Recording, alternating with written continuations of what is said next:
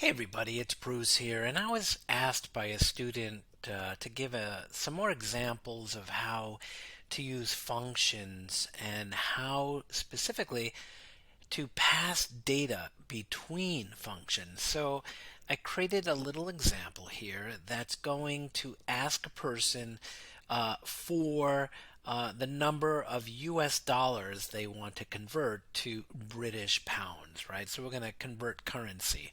And the program must use a function called convert to perform the actual conversion of the money.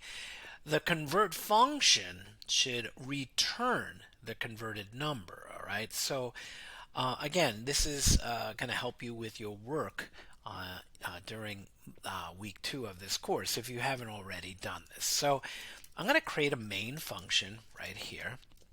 And in that main function, I need to get input from the user, all right? And then I need to call the convert function to perform, the money conversion, right? And conversion. And notice how I'm using comments here to stub out my code, all right? And then I'm gonna, print out the number of dollars and converted value of pounds, right? British pounds, right? So again, all right, this is cool. And let me start right now. I'm going to say dollars, right? That's a good variable name. And I need to get not only a whole number of dollars, but also maybe somebody wants to convert, $10.73. So that's a decimal number or a floating point number. So I'm going to use the float function to convert the input that someone's going to enter, right? So enter the number of dollars, all right? So again, what's going on here is the input function inside of Python is going to prompt the user, right, in the terminal for that number, and input returns a string, right, which is a series of characters, but in order to do mathy things like converting something from, in order to do a conversion, right, we need to convert this string of characters into a decimal number, a floating point number, and then we're going to store that value in this variable called dollars, right? We are then going to need to create a variable. We'll call it pounds, okay, for British pounds. And we need to call the convert function with the number of dollars that the person entered and store whatever convert gives us back in this variable here called pounds. All right. So the last thing, at least for the main function, the main line logic of our code, right, is to print out, and we'll use an F string, okay, a formatted string, and we'll put here the first thing, we'll put dollars, like five whatever dollars or five $10.73 is worth, and then we'll put here the pounds. We'll say it's called pound sterling. I think that's what they say, pound sterling, which is British pounds. All right. So this is kind of the three main statements that our code needs to do.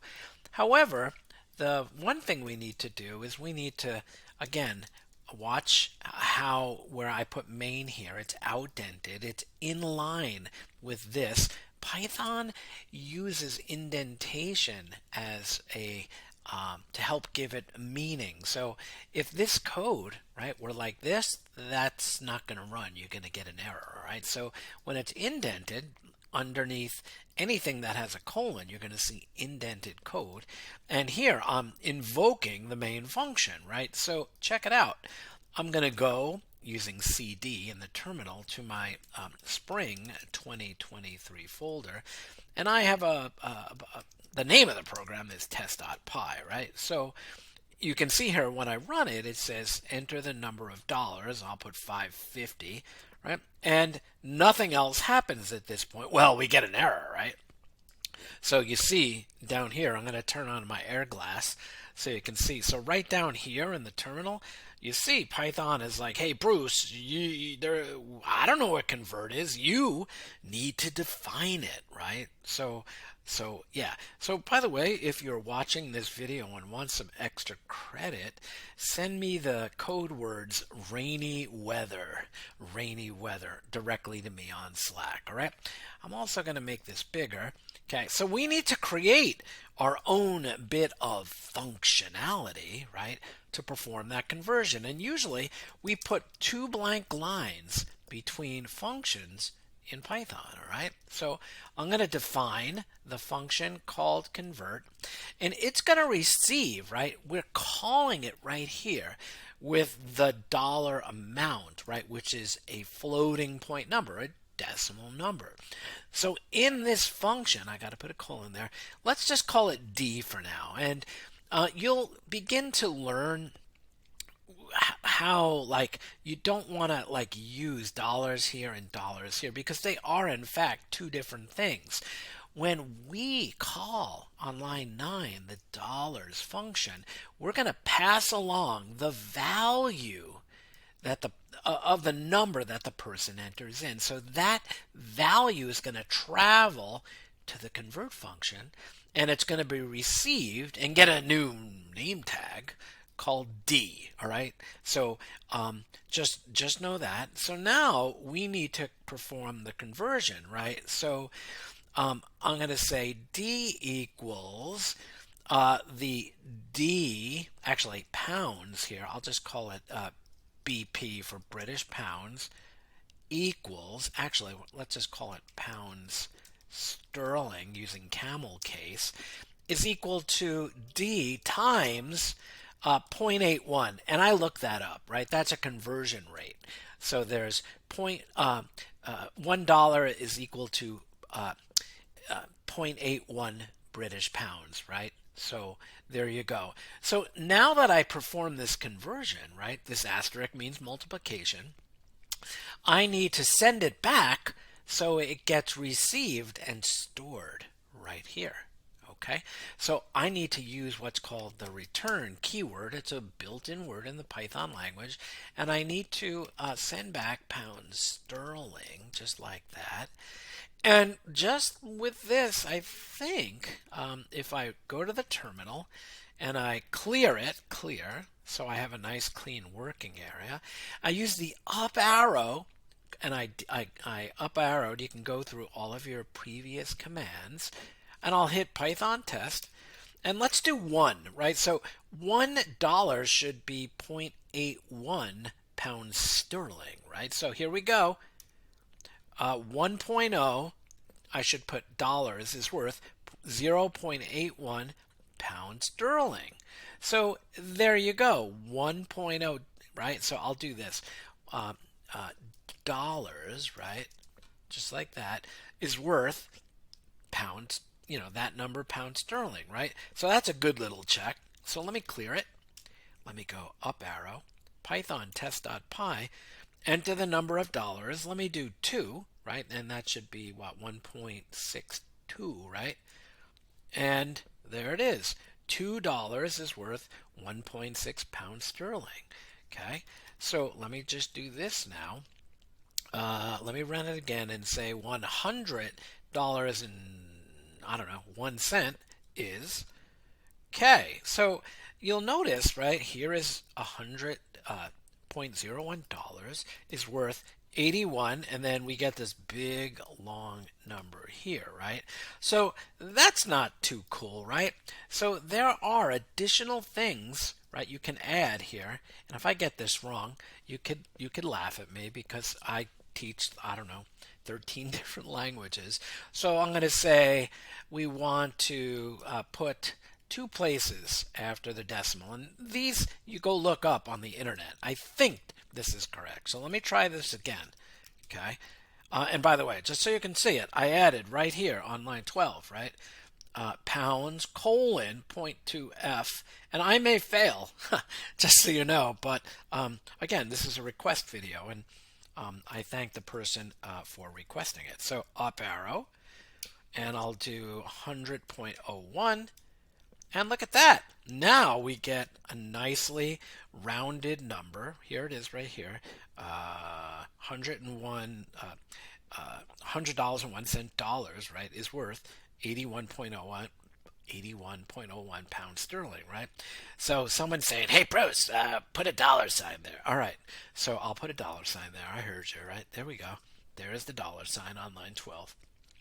Let's do it one more time. And don't forget that code word, right? What was the code word again? Was it rainy weather or something like that? All right. Send that to me on Slack. So let's run it now. I'm running it down here, right? Use your up arrow, right? So I'll do 100.01, and there we go. Okay, $100.01.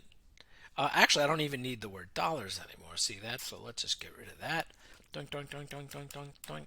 There we go. So there you go. Now, let's just take this one step further, okay? And this is kind of like one of the homework problems, right? So what I can do is I'm going to say enter the number of dollars, right, including the dollar sign. So now this presents a problem, right? Because if I enter, and let me show you the problem. Let me run into the issue, all right? Let me run into the issue, right? So here I go. I'm going to get an error when I run this. So let's do 100.01, and let's put in the, oops, whoa. All right, hold on. Dollar sign 100.01, and ready? We're going to crash and burn together. There we go. We crashed and burned, right? So when you get an error message in Python, right, you want to read it bottom up, okay?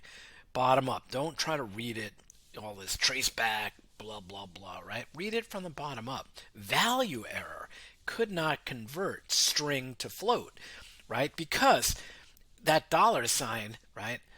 Python's like, I that's not a number. I can't deal with it, right? So how do we fix that, right? So what we need to do, right, is get rid of that float, right, when we were trying to convert it to a float.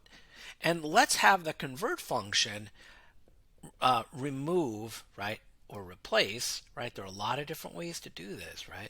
Let's have it replace before we do anything, right, with that D that comes in, right? So we can say that take the value of D and replace the dollar sign, which is a string, right? It's a character. Replace it with nothing. Like, don't put anything in its place. Just get rid of it. All right? So, when we do that, remember, this is still a string. Okay?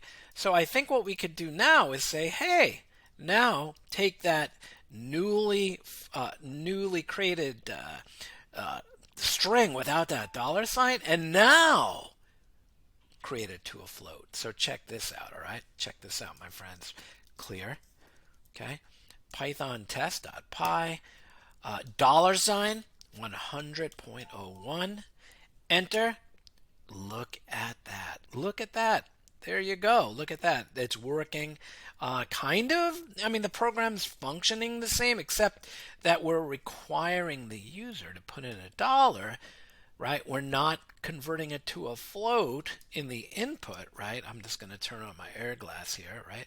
We're not doing the float here anymore. We're sending that string, right? Input gives us a string, right? We're sending that string to the convert function. It comes down here to the D. Then we replace the dollar sign with an nothing, not a space, nothing, right? Just nothing, quote, quote. And then we float that, and then we reassign it back to the same variable, right? A variable can change its value. It can vary, right? And then we do the little conversion, and we send it back so it can come back here on line 10 and be assigned back to the pounds variable. And then we print it out using our format string right here. All right. So you probably want to pause the video and try to type this stuff in yourself. And I appreciate the student who asked for this demonstration. And if you get stuck on something, just ask. All right, just ask for a video. I can do these no problem. And by the way, just so you know, again, right, I put two spaces between my function definitions, and even to the call to the main. Notice all of the vertical spacing that occurs in Python. Um, and there you go. All right. Hope you're doing well, everybody. You take care. And again, let me just blank this out, and you can pause. And there you go. Have a good day and take care.